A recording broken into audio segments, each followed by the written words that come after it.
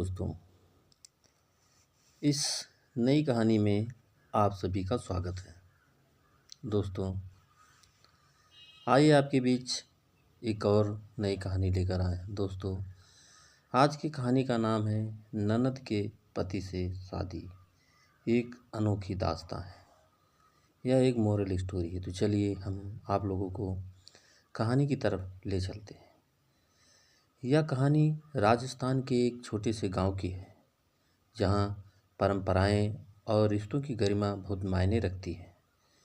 यह कहानी है राधिका की, जिसकी शादी उसके ननद के पति से हो जाती है और कैसे वह इस रिश्ते को स्वीकार कर एक नए जीवन की शुरुआत करती है। तो चलिए हम सुनाते हैं।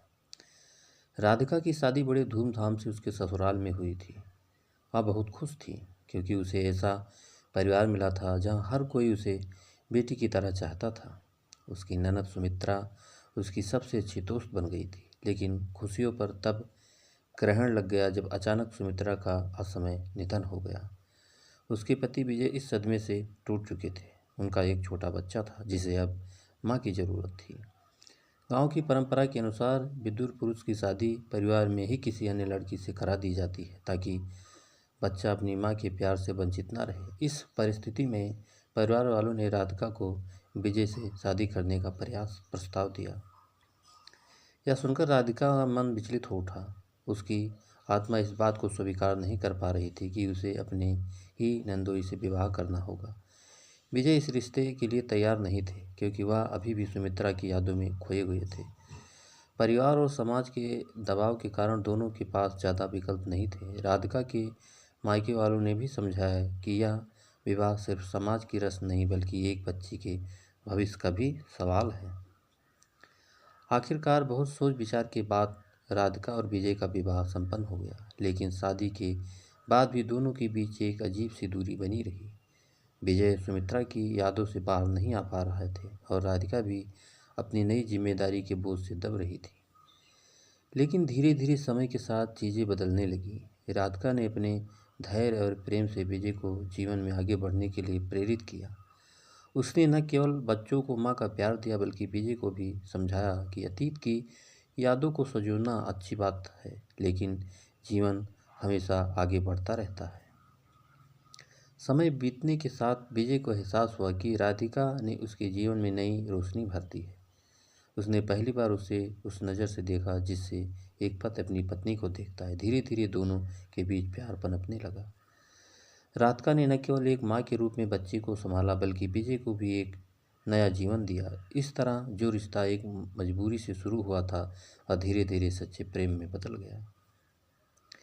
राधिका और विजय ने जीवन की इस नई राह को स्वीकार कर लिया। उसका परिवार फिर से खुशहाल हो गया। कभी कभी किस्मत हमें ऐसे मोड़ पर ले जाती है जहां हमें अपने फैसलों को दिल से स्वीकार करना पड़ता है, और जब प्रेम, त्याग और समर्पण साथ होते हैं तो कोई भी रिश्ता अधूरा नहीं रहता। राधिका अब विजय की पत्नी बन चुकी थी, लेकिन उसके मन में कई सवाल थे। क्या विजय कभी उसे पूरी तरह स्वीकार कर पाएगा? क्या वह खुद इस रिश्ते को पूरी तरह से अपना पाएगी? शादी के बाद के पहले कुछ महीने काफ़ी कठिन थे। विजय अक्सर चुप रहते, ज़्यादा बात नहीं करते। जब भी वह राधिका को देखते, उसकी आंखों में सुमित्रा की यादें झलकती। राधिका समझ सकती थी कि वह अभी भी अतीत से बाहर नहीं निकल पाए हैं। परिवार वालों को भी यह महसूस होने लगा कि दोनों के बीच का रिश्ता सिर्फ एक सामाजिक व्यवस्था बनकर रह गया है। लेकिन राधिका ने हिम्मत नहीं हारी। उसने खुद से वादा किया कि वह विजय को एक एहसास दिलाएगी कि उसका जीवन अभी भी अधूरा नहीं है। विजय और सुमित्रा का बेटा आयुष अब 3 साल का हो चुका था। वह हर वक्त अपनी माँ को याद करता था, और जब भी राधिका उसके करीब जाने की कोशिश करती, वह दूर भाग जाता। एक दिन आयुष बहुत बीमार हो गया। रात भर वह रोता रहा और विजय काम से बाहर गए हुए थे। राधिका ने पूरे दिल से उसकी देखभाल की, गोद में लेकर उसे थपकी दी और रात भर उसके पास बैठी रही। धीरे धीरे आयुष को एहसास हुआ कि राधिका भी उसे उसी तरह प्यार कर सकती है जैसे उसकी माँ करती थी। कुछ दिनों बाद जब आयुष ठीक हो गया, तो उसने पहली बार राधिका को माँ कहकर बुलाया। यह सुनकर राधिका की आंखों में आंसू आ गए। यह पहली बार था जब उसे लगा कि वह उसका यह त्याग व्यर्थ नहीं गया। आयुष और राधिका के बीच का रिश्ता देखकर विजय को भी अंदर से एक राहत मिली। वह पहली बार यह सोचने लगा कि शायद सुमित्रा के जाने के बाद भगवान ने राधिका को उसके जीवन में भेजकर कोई गलत निर्णय नहीं लिया था। राधिका का धैर्य और ममता देखकर विजय का हृदय पिघलने लगा। उन्होंने महसूस किया कि जीवन सिर्फ बीती यादों के सहारे नहीं जिया जा सकता। उन्होंने राधिका से धीरे धीरे खुलकर बात करना शुरू किया। एक दिन जब राधिका मंदिर से वापस आ रही थी तो अचानक बारिश शुरू हो गई। वह भागती हुई घर आई, पूरी तरह भीग चुकी थी। विजय ने पहली बार उसे ध्यान से देखा। उसके बालों से पानी टपक रहा था, माथे पर बिंदी चमक रही थी और आंखों में अजीब सा आत्मविश्वास झलक रहा था। विजय के मन में कुछ बदला। उन्होंने पहली बार राधिका के पास जाकर धीरे से कहा, राधिका, मैं जानता हूँ कि मैंने तुम्हें बहुत देर तक सिर्फ एक जिम्मेदारी की तरह देखा, लेकिन अब मैं तुम्हें सच में अपनी पत्नी के रूप में स्वीकार करना चाहता हूँ। क्या तुम भी मुझे अपनाने के लिए तैयार हो? राधिका ने कोई जवाब नहीं दिया, बस हल्के से सिर झुका लिया। उसकी आंखों में खुशी के आंसू थे। धीरे धीरे उनका रिश्ता मजबूती पकड़ने लगा। विजय अब राधिका के प्रति पहले से ज़्यादा स्नेही और जिम्मेदार हो गए थे। आयुष भी अपनी माँ के साथ खुश रहने लगा। एक दिन विजय ने राधिका को एक सुंदर कंगन भेंट किया और कहा, अब यह रिश्ता सिर्फ एक समझौता नहीं बल्कि एक सच्चा बंधन है। राधिका ने मुस्कुराते हुए कंगन पहन लिया। उसे अब एहसास हुआ कि कभी कभी जीवन में हमें ऐसी राह पर ले जाता है जहाँ हमें अपने फैसलों को स्वीकार करना ही पड़ता है, लेकिन जब रिश्तों में प्रेम, त्याग और समर्पण होता है तो हर कठिनाई एक नई शुरुआत बन जाती है। रिश्ते सिर्फ खून से नहीं बल्कि भावनाओं से भी बनते हैं, और जब दिल एक दूसरे के लिए धड़कने लगे तो हर बंधन पवित्र बन जाता है। राधिका और विजय के बीच अब नज़दीकियाँ बढ़ चुकी थी। दोनों एक दूसरे को पूरी तरह स्वीकार कर लिया था। आयुष भी अब राधिका से बहुत घुल मिल गया था और हमेशा अपनी माँ के पास ही रहता। लेकिन समाज में कुछ लोग अब भी इस रिश्ते को लेकर ताने कसते थे। गांव की कुछ औरतें अक्सर राधिका के बारे में बातें करती, देखो अपनी ही ननद की जगह ले ली। राधिका को ये बातें चुभती थी, लेकिन उसने हमेशा खुद को संभाला। विजय को जब यह पता चला तो उन्होंने पहली बार राधिका के लिए खुलकर लोगों के सामने खड़े होने का फैसला किया।